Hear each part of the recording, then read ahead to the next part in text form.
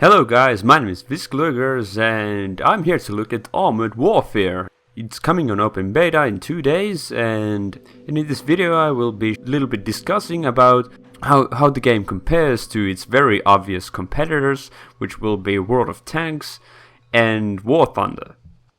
And I will be making some more videos about Armored Warfare in the near future, because at the moment I'm really enjoying it a great deal. So, in comparison to World of Tanks and War Thunder, it's more like World of Tanks, cause it's very arcadey. And World of Tanks is all about being arcadey. War Thunder, while you can play it in the kinda arcadey style, its main focus is a bit more realistic.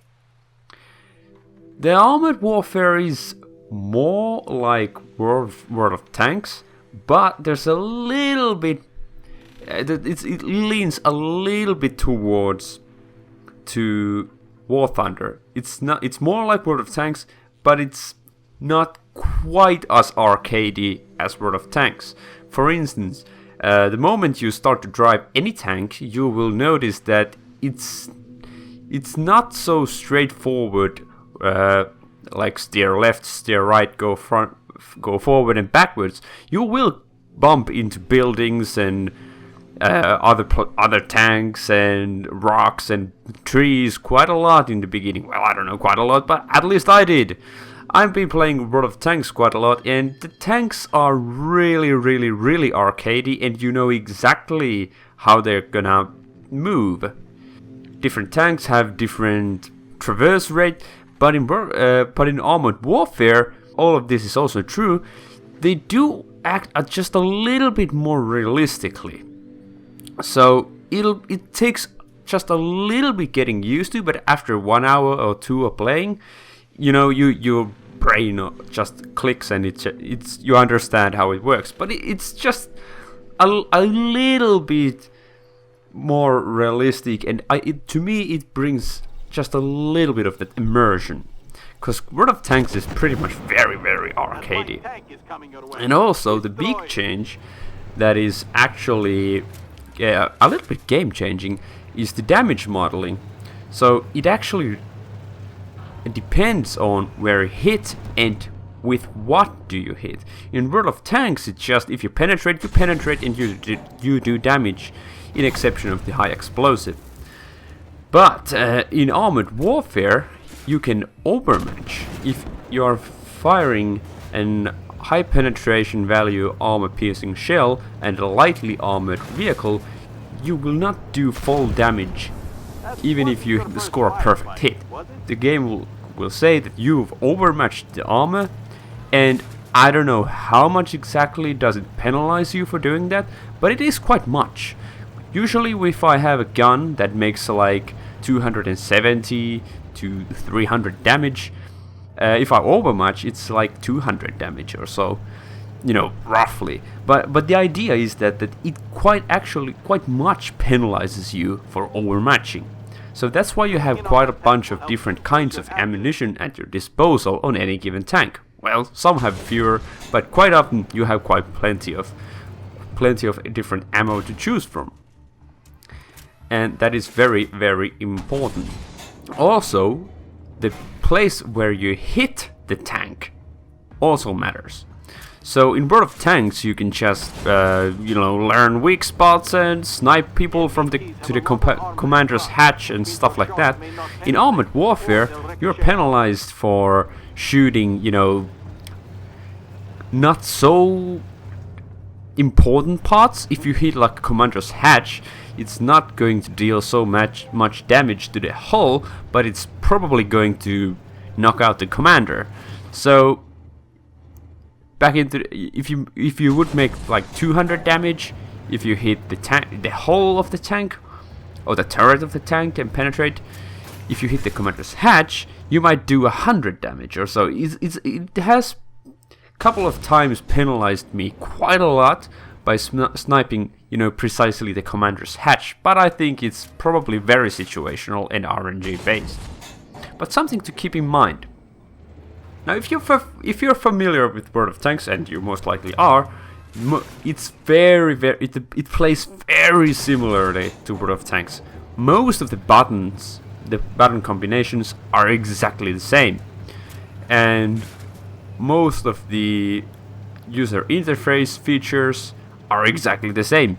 So the first time you're gonna jump into a game, you're going to understand like 75% stuff that you need to do, and which buttons do what, and so on. There's very little actually learning if you have played even a couple of games of World of Tanks. Now, in World of Tanks you had two different kinds of armors. You have the spaced armor and regular armor. In Armored Warfare you have, I don't know, is it like three types of armor maybe? I'm not sure. Haven't looked into it very deeply, but there's the regular armor, and then there's different kinds of armor to protect you from like missiles and all sorts of manners of things. So the raw thickness of the armor is not so relevant in Armored Warfare as in World of Tanks. Of course, there's troll tanks in World of Tanks with angling and stuff, but in Armored Warfare it takes it just to the next level of, you know, learning where to shoot and with what and so on. Probably the biggest thing the Armored Warfare brings to the table is the PvE action, and honestly I feel like it's a very, very, very welcome addition, because I'm a quite salty person, I have noticed, and when I'm playing World of Tanks and I get like, let's say 5 bad games in a row when it's like very RNG based, and I find myself in a situation when there's like a really good player or a really lucky one against me, and he like ammo racks me or something like that, and that happens like 5 times in a row, then I'm just like, what the fuck am I playing this game? It's not the fault of the game. Sometimes it's my fault, sometimes it's RNG's fault, sometimes it's just a good player, whatever. I get frustrated. Now, a PvE is a very, very, very good fix for that. You play a couple of bad games in PvP, then take a break, play a couple of PvE games, because the AI is not that smart, and the AI tanks ain't not that good as your tanks. They generally have a lot less HP, they probably don't do so much damage as you, but there are a lot of them. So it kind of gives a little bit of satisfaction that, hey, yeah, I killed 7 tanks or whatever.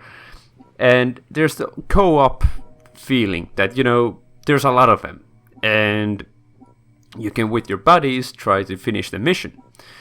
They're pretty fun, but there are a couple of different drawbacks to the PvE.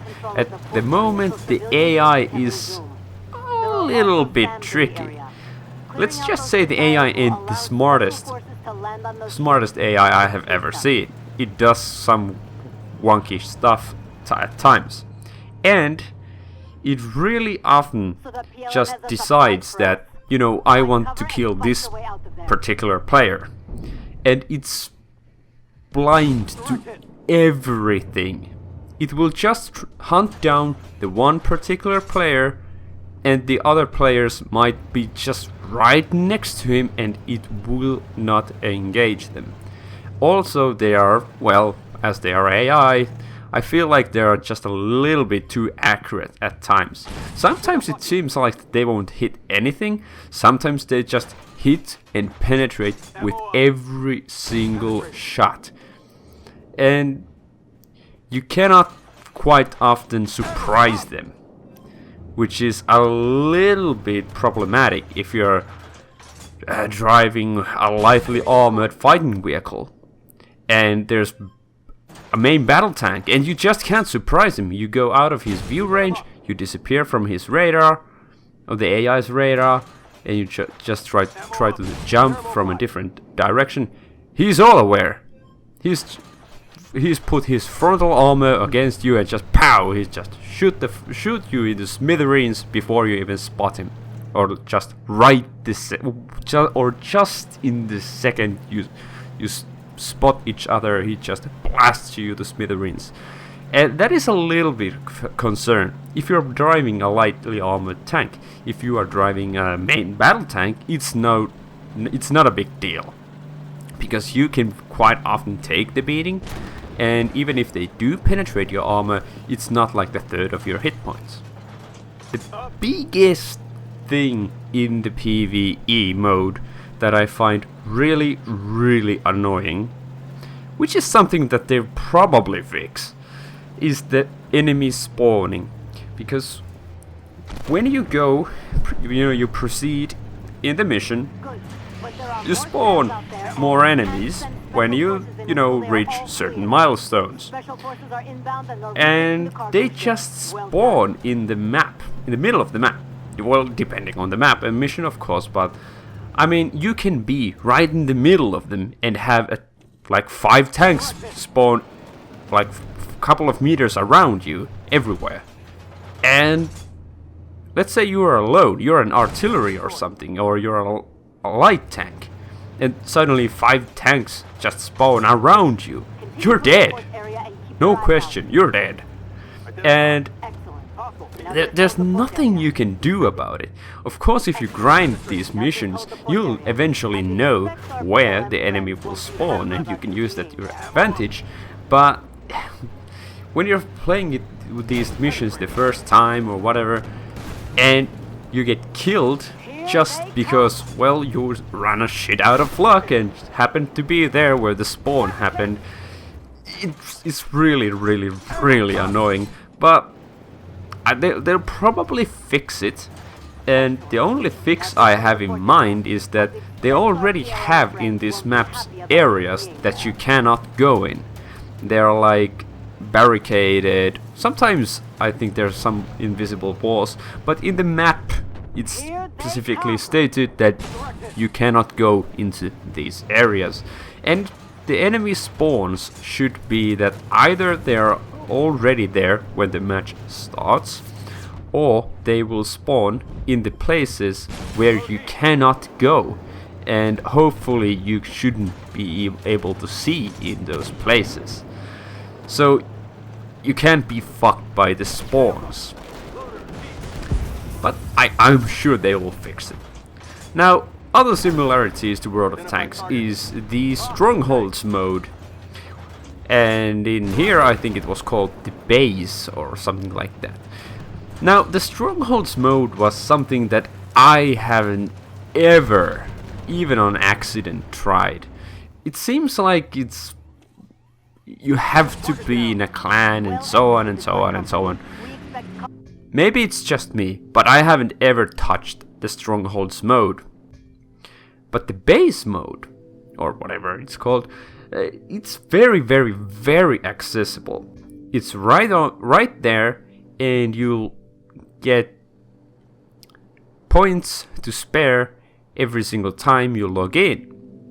And just remember to claim them. There's probably going to be some more ways to gain these points, but at the moment you get them when you log in each day. It's just way much better way to do the base building than the World of Tanks it does, in my honest opinion. Then the artillery is very, very much different, and I will do a separate video of that in the future. But the main thing is that they're not that much RNG based than in World of Tanks, and they really act more like a supporting role rather than fingers crossed, pull the trigger, wait a minute, maybe you did monster damage or you missed and did nothing. And most of the tanks seem to be very fast, so the Armored Warfare in comparison to World of Tanks is quite fast paced. It can get, slow at times. If there are a lot of main battle tanks, it can be quite slow. The main battle tank mobility is something like a heavy heavier medium style. So they will go like 40 kilometers per hour depending on tank. But they're like medium, more like medium tanks than in heavy tanks in World of Tanks. What is a really, I don't know, issue in World of Tanks, but like a major headache for me and a lot of people I know, is the stock grinds. Let's say you are in a tier 8 heavy tank and you are stuck and you are in a tier 10 game. Well, even in tier 8 game, your armor will hold in tier 8. In tier 9 and tier 10, it will not hold at all. And your gun, well, good luck even in tier 8. You can't kill tanks that are lower tier than you, but the equal tier and higher, you will have problems, major ones, and you will be slow.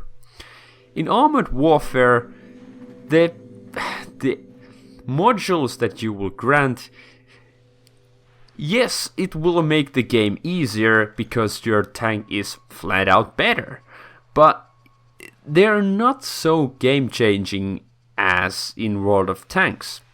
It's like small stat boosts, but you know, it's nothing huge. You might get like smoke launchers or 5mm more penetration on your gun. You know, just a little bit more acceleration or something like that. But it's nothing like super big that, you know, now that I get the huge big gun, I'm just suddenly starting to kill everyone. No, that's not going to happen. So I think that's a good thing. So that the first time you jump into a tank, it's not a piece of shit. You can actually star in the match with a stock tank.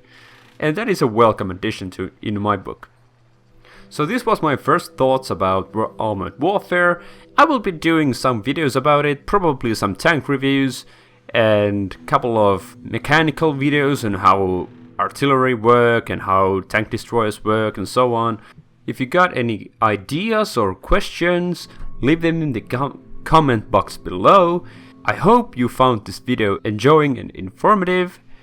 Thank you for watching, and I hope I'll see you in the next video.